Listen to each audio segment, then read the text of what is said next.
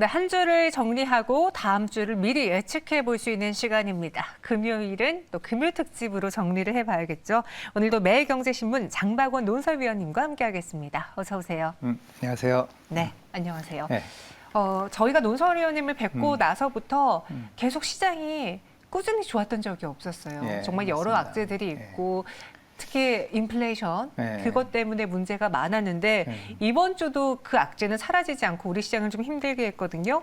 주제 키워드를 한 가지로 압축해 보자면요. 이번 주 키워드는 긴축입니다. 그것도 이제 초긴축 이렇게 됩니다. 이게 그 지난 2월 그 미국의 그 2월 소비자 물가 지수가 7.9% 뛰면서 40년 만에 뭐 사상 최고치다 뭐 이렇게 했는데 이게 3월 소비자 물가 지수가 나왔는데 이번 주에 무려 전년 동월 대비 8.5%가 폭등했습니다. 그래서 또 한 번 이게 40년 만에 최고치를 찍으면서 이게 이제 본격적인 그 이제 이 물가를 잡기 위해서는 금리를 인상을 해야 되는데 이제 본격적인 금리 인상이 이제 시작되지 않나. 다시 말해서 이제 긴축의 시대가 이제 한 걸음 더 다가왔다 이렇게 볼 수 있습니다. 그래서 그 특히 이제 그 미국 그 연방준비제도 연준이 5월 이제 금리를 조정할 텐데 5월에 그동안 나왔던 그 빅스텝 0.25%포인트가 아니라 0.5%포인트 이렇게 올리는 그 빅스텝이 거의 기정사실화된 것 같습니다. 그래서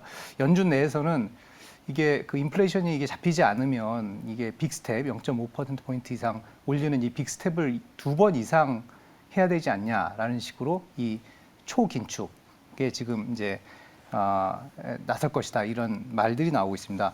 그 우리도 그 금통위가 금융통화위원회가 그 지난 14일 날 열렸습니다. 근데 거기 이때 사실은 그 지금 그 금융통화위원회 의장인 한국은행 총재가 자리에 없습니다. 지금 그 인선 과정이기 때문에 공석 중인데도 이게 금리를 올렸어요.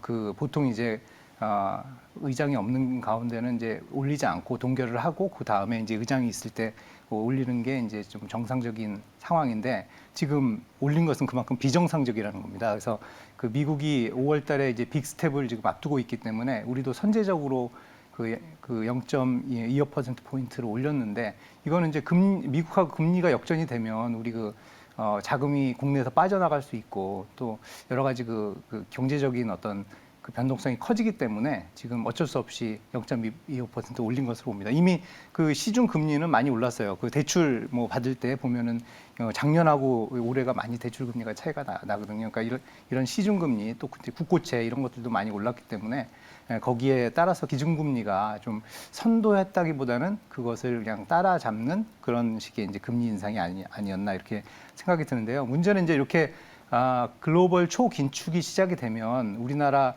그 이제 그전에 그 저금리 때문에 저금리를 이용해서 많이 대출을 받았습니다. 사람들이 특히 뭐 B2조기니 뭐 영끌조기니 해서 어렵게 그 무리하게 대출을 받아서 뭐 집을 사거나 이런 그 사람들이 많은데 지금 그런 사람들이 지금 굉장히 이자 부담이 커지게 됐습니다. 특히 지금 가계부채가 보면 지난해 4분기에 그 1,862조 원을 넘어섰습니다. 그래서 이게 자칫 이게 이제 어떻게 보면 그 우리 경제의 어떤 폭탄으로 이렇게 돌아올 수 있는데 그런 것들을 좀 잘 이제 정부가 뭐 잘 알고 있을 겁니다. 그래서 이런 걸 좀 관리를 해야 되겠고 또 한편으로는 또 중소기업 그 대출도 되게 많아졌어요. 그래서 지난 2월 말 사상 처음으로 900조를 돌파했는데 이런 중소기업들도 지금 굉장히 그 이자 부담이 늘어나는 만큼 이게 굉장히 그 우리 경제에 부담이 될 것이고 또 금리 인상 기조, 그러니까 긴축 기조가 계속 이어지면 그 기업들은 투자할 여력이 줍니다. 그 투자하기에 부담이 되고 또 그렇게 되면 민간 뭐 소비도 당연히 줄 것이고 그럼 투자와 소비가 동시에 이렇게 줄게 되면 경기가 침체가 됩니다. 근데 문제는 그래서 지금 러시아 그 우크라이나 침공 때문에 지금 원자재 가격이 떨어지지 않고 있어요. 그래서 이 원자재 가격이 계속 오르는 상태에서, 그러니까 다시 말해서 수입 물가가 우리 입장에서는 수입 물가가 계속 오르면서 경기가 침체되면 우리가 굉장히 무서워하는 스태그플레이션. 맞습니다. 스태그플레이션입니다. 근데 스태그플레이션은 굉장히 그 경제 운영하는 정부라든가 우리 가게라든가 기업에서 굉장히 어려운 상황이거든요. 그래서 이런 것을 막기 위해서 이제 굉장히 중요한 그 정부가 정책 조합을 해야 되는데 이제 정권 이양기이긴 한데 어쨌든 진짜 현명하고 창의적인 그 통화 정책하고 재정 정책을 이렇게 조합을 해야만 이 위기를 극복할 수 있지 않을까 이렇게 생각이 듭니다. 네, 말씀해 주신 것처럼 이 물가를 잡기 위해서는 어쩔 수 없이 계속 금리를 올려야 되고 또 긴축도 강하게 들어오고 있는 상황입니다. 그러다 보니 전체적으로 시장에 돈이 안 풀리고 투자 심리도 위축된 상황에서 가장 직격탄을 시그니처처럼 무언가 대표하는 것처럼 맞는 게 삼성전자가 아닐까 싶은데 그렇죠. 오늘 66,600원까지 떨어져서 종가 형성을 했어요. 네. 지금 그 삼성전자를 이제 보는 그 뭐 전문가들이 많이 이제 이런저런 평가를 하겠지만 그냥 뭐 일반 그 개인들은 약간 이제 반신반의 하는 입장인 것 같습니다. 근데 어쨌든 근데 지금 기관하고 뭐 외국인들이 많이 팔고 이거는 그 어떻게 포트폴리오상 이게 이제 경기가 침체될 것 같으면은 거의 자금을 이렇게 이제 주요 주에서 빼기 때문에 그것은 네. 어쩔 수 없는데 이제 결국 개인의 그 개인들이 그것을 떠받쳐주고 있는 상황입니다. 그래서 개인들의 그 삼성전자 사랑이 오히려 이럴 때 더 나타난다고 볼 수 있는데 이게 수치로도 보면 나타납니다. 지금 우리가 그 계속 그 개인 그 순매수가 계속 많아지고 있잖아요. 근데 이제 일평균 순매수가 이달 들어서 거의 5천억에 육박한다고 하더라고요. 근데 그 중에서 한 거의 70%, 그러니까 10주 중에 7주는 그 개인이 산 것 중에 삼성전자 주식을 산 것처럼 그렇게 통계로 나오고 있는 것 같기도 한데 이렇게 이제 개인들이 계속 삼성전자에 러브콜을 보내는 것은 삼성전자의 그 본질적인 가치가 있다고 생각하기 때문입니다. 근데 그럼에도 불구하고 이제 증권가에서는 계속 이 목표가를 좀 낮추고 있는 중인데 그 이유는 한 두 가지 정도로 볼 수 있습니다. 이제 인플레이션이 심해지면서 전체적으로 경기가 침체되면은 이런 경기 민감주라고 할 수 있죠, 반도체도. 그래서 그 기업들이 뭐 서버 투자라든가 뭐 이런 것을 좀 일시적으로 줄일 수도 있고 하기 때문에 그래서 삼성전자 주가가 약해질 수 있고 또 하나는 일반 개인 입장에서 봤을 때는 이제 굳이 그 가전제품을 뭐 빨리 살 필요가 없기 때문에 그거와 연관돼 있는 삼성전자 주식이 좀 떨어질 수 있는 경향이 있습니다. 그래서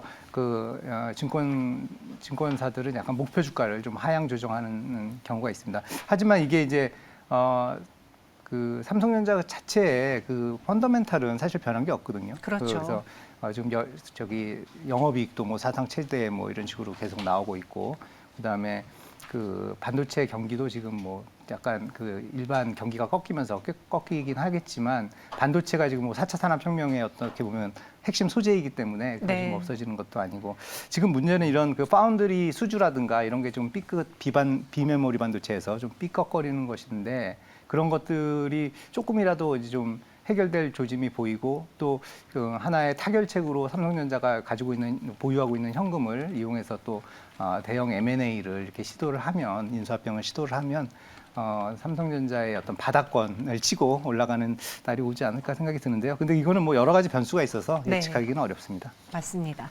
여기 중국 상하이 봉쇄 이야기도 해볼게요.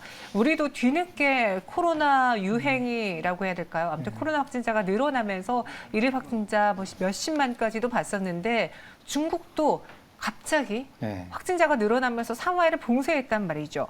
이게 끝날 가능성도 분명히 있을 텐데 지금은 아직까지 악재 변수입니까? 아니면 좀 사라질 만한 악재입니까? 지금 현재 분위기로 봐서는 당분간 지속될 것 같습니다. 지금 상하이 봉쇄된 게 18일째거든요. 근데 지금 오늘도 보니까 하루 감염자가 2만 명대 유지한다고 하더라고요.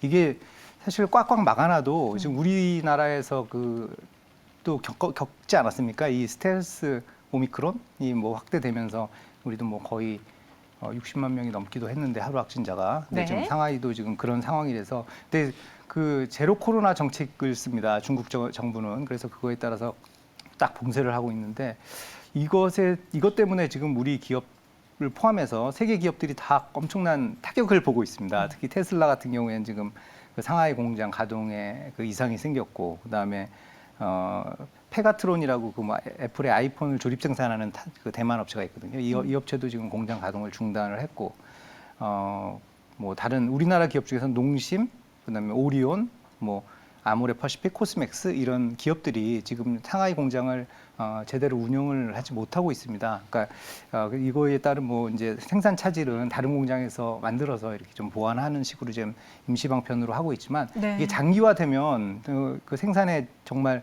수급에 차질이 생길 수 있습니다. 그렇죠. 그리고 또 더 큰 문제는 전 세계적으로 이게 그 상하이가 굉장히 큰 물류 도시인데 여기가 이제 공세되다 보니까 이 물류비가 상당히 많이 듭니다. 그래서 우리나라 기업인들 몇 명 만나서 얘기를 들어보면 다른 지역을 통해서 이 물류를 해결하고 있다고 하는데 그러다 보니까 이제 물류가 지연이 되고 또 물류비가 또 추가로 들고 뭐 이런 일이 발생하고 있습니다. 그래서 이게 좀 장기적으로 가면 우리 기업의 그 실적에도 좀 악영향을 줄 수 있는 요인이거든요. 그래서 지금 이 상하이 봉쇄가 이제 기업들 입장에서는 빨리 풀리기만을 바라는데 이게 언제 풀릴지는 좀 이게 지금 어떻게 우리가 예측을 할 수 없어가지고 좀 네. 답답한 심정입니다. 알겠습니다. 그럼 마지막으로요. 다음 주 증시에서 또 무엇을 봐야 되는지 미리 볼 수 있는 이벤트들 간단하게 정리해 볼게요. 다음 주에는 뭐 많은 아주 대 이벤트는 없는데 우리가 좀 주목해야 될 그 통계가 하나 있는데요. 네. 이게 매일 관세청이 10일 단위로 이렇게 발표하는 건데 수출입 통계입니다. 뭘 봐야 되냐면 무역 적자의 폭을 봐야 됩니다. 지금 우리나라 이 무역 그 수지가 우리가 사실은 흑자인 나라인데 그 흑자일 수밖에 없어요. 우리나라 그 수출 구조가. 근데 지금 갑자기 이 원자재 가격이 급등하면서 무역 수지 적자폭이 커지고 있습니다. 그래서 이달 들어서 10일까지만 봐도 지금 그 수출을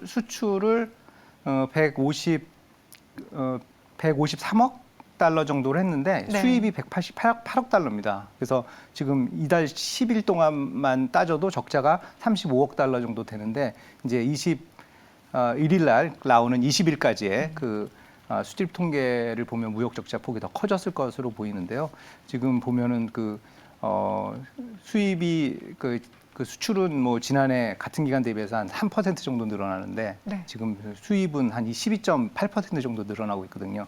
그래서 계속 좀 적자폭이 커질 것 같은데 이 적자폭이 커지는 게 뭐 전문가들마다 약간 다른데 이게 한 5월 정도까지 갈 거다, 5, 6월까지 갈 것이다 이렇게 보는 전문가들도 있고 여름까지는 이게 좀 원자재 가격이 비싸니까 왜냐면 원자재 가격이 비싸면 수입 물가가 올라가는 거잖아요. 수입 그 가격이 수입액이 올라가는 거기 때문에 7, 8월 여름까지 가지 않겠냐 이렇게 좀 비관적으로 보는 전문가들도 있습니다. 어쨌든 이렇게 되면 지금 우리나라가 그 코로나19 극복하느라고 굉장히 재정을 많이 써가지고 재정 적자, 국가 부채가 심해지고 있는 상황에서 이렇게 무역 적자까지 심해지면 우리나라 이제 대외 신인도에 영향을 줄 수 있기 때문에 이 무역 적자의 그 흐름을 이렇게 잘 보고 그 시장을 좀 이렇게 분석하는 것도 필요해 보입니다. 네, 알겠습니다. 네, 오늘도 논설위원님과 함께 이야기 나눠봤고요. 여기서 인사드리도록 하겠습니다. 오늘 말씀 고맙습니다. 네, 고맙습니다.